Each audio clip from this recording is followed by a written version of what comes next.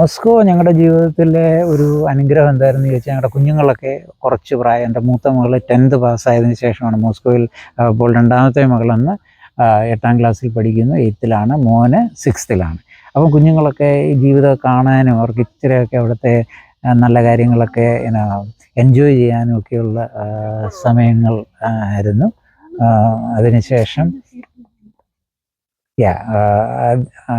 അതിനുശേഷം ഞങ്ങൾ അവിടെ 3 വർഷക്കാലം ഉണ്ടായിരുന്നു. 3 വർഷക്കാലം മോസ്കോ ഞങ്ങൾ എൻജോയ് ചെയ്തത് എന്താണെന്ന് വെച്ചാൽ മോസ്കോയിലെ സമ്മർ എന്ന് പറഞ്ഞാൽ ഇറ്റ്സ് റിയലി റിയലി ബ്യൂട്ടിഫുൾ. സൂര്യപ്രകാശം ലഭിക്കുന്ന 5 മാസമേ ഉള്ളൂ. 5 മാസം അവിടെ എവിടെ നോക്കിയാലും ഫ്ലവേഴ്സ് കൊണ്ട് കംപ്ലീറ്റ് ചെയ്യണം. അത് ആർട്ടിഫിഷ്യൽ ഫ്ലവർ അല്ല, നാച്ചുറൽ ഫ്ലവർ എവരിവെയർ. നിങ്ങൾ എവിടെ നോക്കിയാലും അവിടെ ഫ്ലവർ ഡെക്കറേഷനാണ്. ഈവൻ ഫ്ലവർ കൊണ്ടുള്ള ഇവിടെ ഈ റോഡിൻ്റെ സൈഡുകളിലെല്ലാം ഫ്ലവർ കൊണ്ടുള്ള വലിയ വലിയ ക്ലോക്ക് എവിടെ നോക്കിയാലും. റഷ്യ മാത്രമേ കണ്ടിട്ടുള്ളൂ. റഷ്യയിൽ ഞങ്ങൾക്ക് ഏറ്റവും ഇഷ്ടപ്പെട്ട ഒരു സംഗതി റഷ്യയുടെ പഴയ 1909 വരെ അവിടുത്തെ ക്യാപിറ്റലായിരുന്നു സെന്റ് പീറ്റേഴ്സ്ബർഗ്. ലെനിൻഗ്രാഡ് എന്നായിരുന്നു പണ്ടറിയപ്പെടുന്നത്.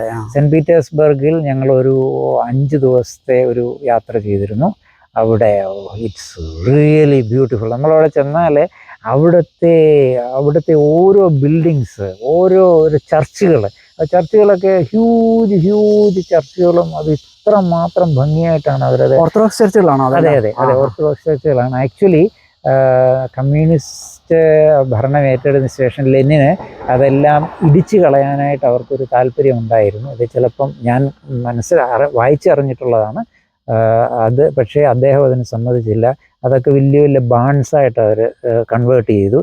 90s ഇതിൻ്റെ പുതിയ എൽസിൻ വന്നതിന് ശേഷം അതൊക്കെ റീകൺസ്ട്രക്ട് ചെയ്ത് വീണ്ടും പഴയതുപോലെ ആൾക്കാർക്ക് പോയി പ്രവർത്തിക്കാം. പഴയതുപോലെ അത് റീമോഡൽ ചെയ്തെല്ലാം എടുത്തു. അപ്പോൾ അവരത് നശിപ്പിച്ചിട്ടില്ലായിരുന്നു.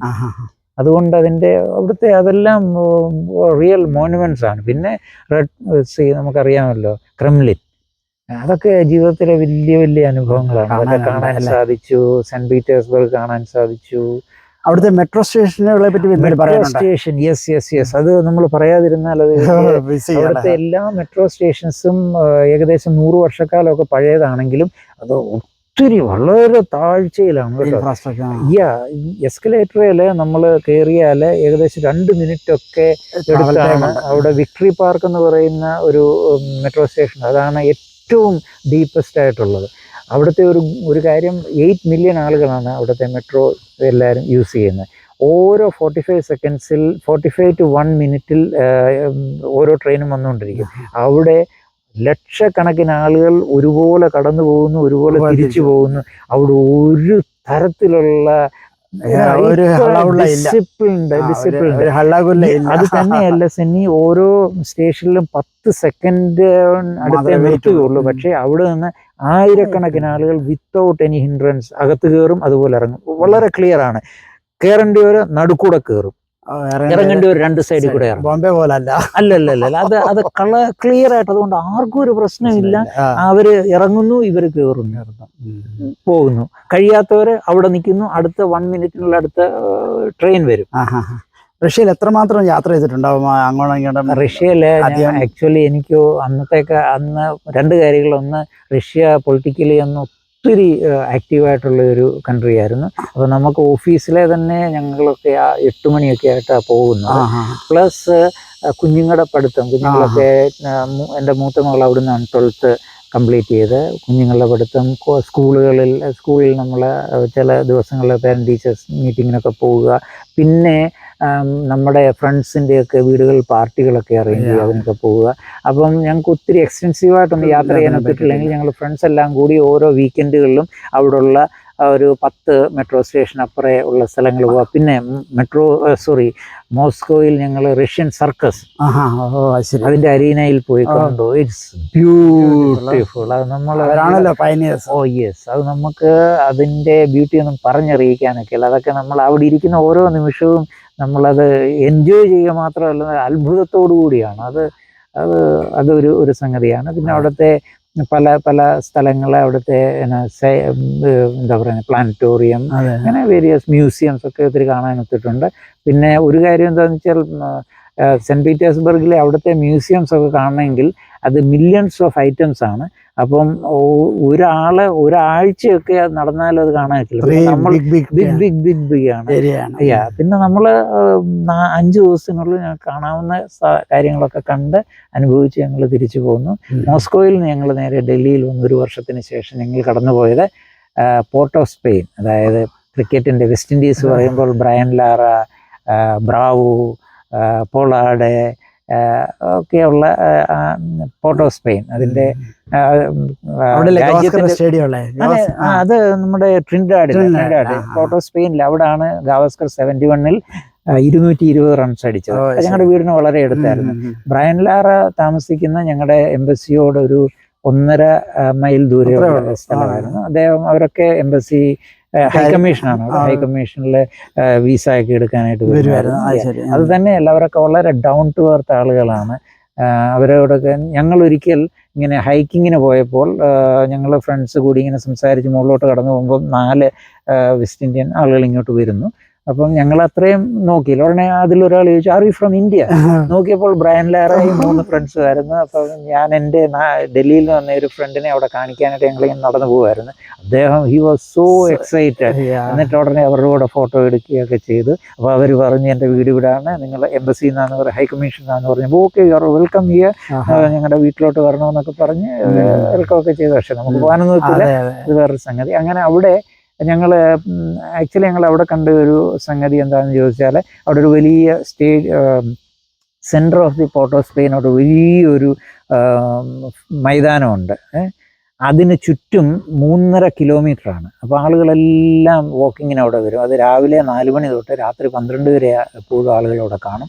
അവിടെ പ്രസിഡന്റ് വരും, അവിടെ പ്രൈം മിനിസ്റ്ററിനെ അങ്ങനെ കണ്ടിട്ടില്ല, മിനിസ്റ്റേഴ്സൊക്കെ അവിടെ വരും, ജഡ്ജസ്, ഹൈ റാങ്കിങ് ഒഫീഷ്യൽസ് എല്ലാം വരും. വിത്തൗട്ട് എനി സെക്യൂരിറ്റി പ്രോബ്ലം അവരെല്ലാം അവിടെ ഒരു ഷോർട്സും റണ്ണിങ് ജോഗിങ് ഇതൊക്കെ ചെയ്യും. അപ്പോൾ അവിടെ കാണുമ്പോൾ ഹലോ പറഞ്ഞിട്ട് എല്ലാവരും പോവും. അതൊക്കെ ഒരു സ്പെഷ്യൽ, നമ്മുടെ രാജ്യവുമായിട്ട് കമ്പയർ ചെയ്യുമ്പോൾ അതൊക്കെ എൻറ്റയർലി നമുക്കൊന്നും ഇമാജിൻ ചെയ്യാത്ത സംഗതികളാണ്. പോർട്ട് ഓഫ് സ്പെയിനിൽ ഞങ്ങൾ എൻജോയ് ചെയ്ത് ജസ്റ്റ് ലൈക്ക് കേരള. അവിടെ അവിടെ കപ്പയൊക്കെ കഴിച്ച് ഞങ്ങൾ മടുത്തു. കപ്പ, ഏത്തപ്പഴം, പിന്നെ തേങ്ങ, ചെറിയ പഴം, പപ്പായ കിട്ടാൻ ഈ സുലഭമാണ്. Oh yes yes yes. ഞങ്ങളതൊക്കെ ഏത്തപ്പഴമൊക്കെ ഇങ്ങനെ അവിടെയും പൗണ്ടാണ്, 10-20 പൗണ്ടൊക്കെ മേടിച്ചുകൊണ്ട് പോയി കഴിക്കുകയും, അത് ഏത്തപ്പഴം മാത്രമല്ല പച്ച ഏത്തക്കായും കിട്ടും. അപ്പോൾ അത് കൊണ്ടുപോയി നമ്മൾ ചിപ്സൊക്കെ ഉണ്ടാക്കി ഞങ്ങൾ ഫ്രണ്ട്സ്, നമ്മുടെ നോർത്ത് ഇന്ത്യനിലൊക്കെ ഫ്രണ്ട്സിനൊക്കെ അതൊക്കെ വലിയ ഇഷ്ടമല്ലേ. അപ്പോൾ അതൊക്കെ നാട്ടിൽ നിന്ന് കൊണ്ടുവരാന്ന് പറഞ്ഞാൽ ഇത് നമ്മൾ അവിടെ തന്നെ ഉണ്ടാക്കി ഫ്രഷായിട്ട് കൊടുക്കുകയും അങ്ങനെ വളരെ സന്തോഷകരമായി. ഞങ്ങൾ 6 ഫാമിലീസ് ഒരു ഗവൺമെൻറ് ഓൺഡ് ബിൽഡിങ്ങിലായിരുന്നു താമസിക്കുന്നത് ഒരുമിച്ച്. അപ്പോൾ അതൊരു വലിയ അനുഭവമായിരുന്നു. അതിനുശേഷം ഞങ്ങൾ പോർട്ട് ഓഫ് സ്പെയിനിൽ നിന്ന് ഡൽഹിയിൽ കടന്നുപോയി. ഞാൻ അവിടെ ഫോറിൻ സർവീസ് ഇൻസ്റ്റിറ്റ്യൂട്ടിലായിരുന്നു വർക്ക് ചെയ്തുകൊണ്ടിരുന്നത്. അവിടെ 2 വർഷത്തിന് ശേഷം ഞങ്ങൾക്ക് വീണ്ടും ഹ്യൂസ്റ്റൺ, കോൺസുലേറ്റ് ഓഫ് ജനറൽ ഹ്യൂസ്റ്റണിലേക്ക് ഞങ്ങൾക്ക് പോസ്റ്റിംഗ് ലഭിച്ചു. ഹ്യൂസ്റ്റണിൽ നിന്ന് അവിടെ 3 വർഷക്കാലം വളരെ ടഫ് ആൻഡ് വളരെ ബിസി ലൈഫായിരുന്നു അവിടെ കേട്ടോ. Millions of Indians. ടെക്സാസ് കൂടാതെ മറ്റ് സ്റ്റേറ്റുകളും ഉണ്ടല്ലോ. 8 സ്റ്റേറ്റുകളാണ് ഈ കോൺസുലേറ്റിൻ്റെ അണ്ടറിൽ. ടെക്സാസിലൊക്കെ എസ്പെഷ്യലി ഡാലസ്, ഹ്യൂസ്റ്റണൊക്കെ full of Indians and most of them are Malayali.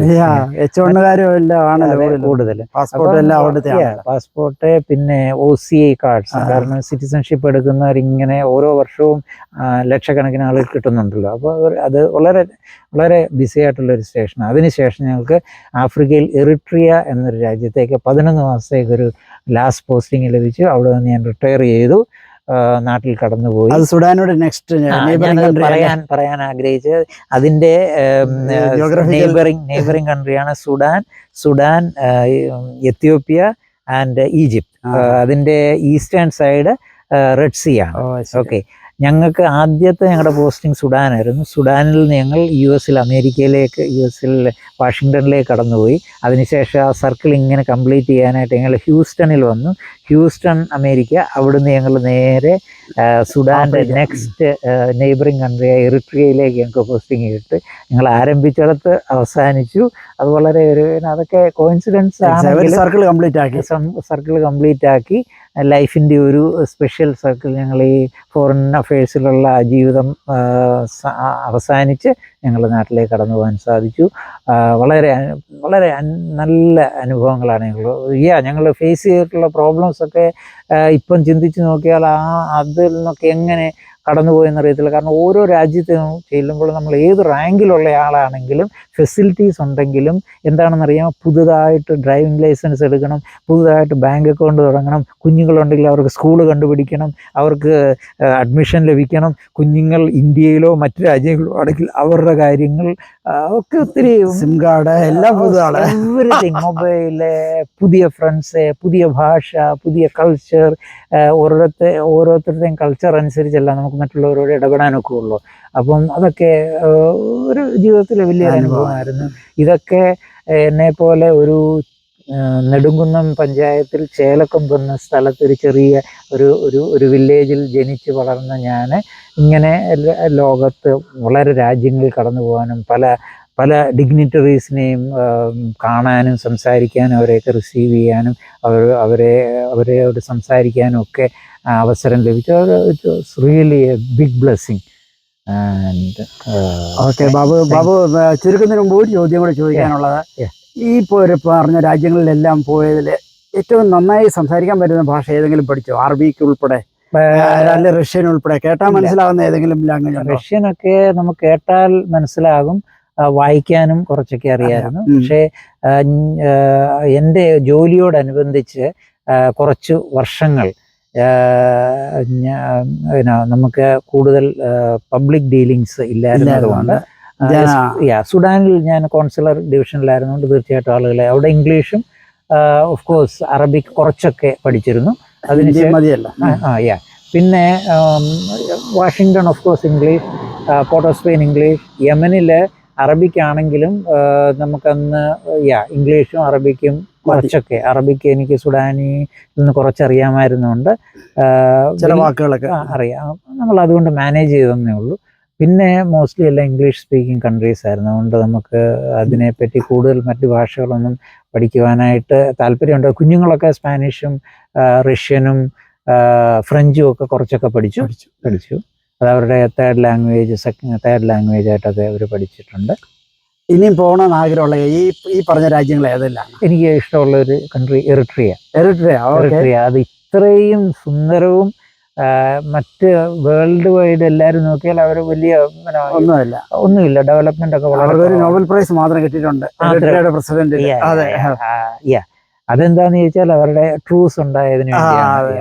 അത് എറിട്രിയയുടെ പ്രസിഡന്റും നമ്മുടെ എത്യോപ്യൻ പ്രൈം മിനിസ്റ്റർക്കും കൂടെയാണ് കിട്ടിയത്.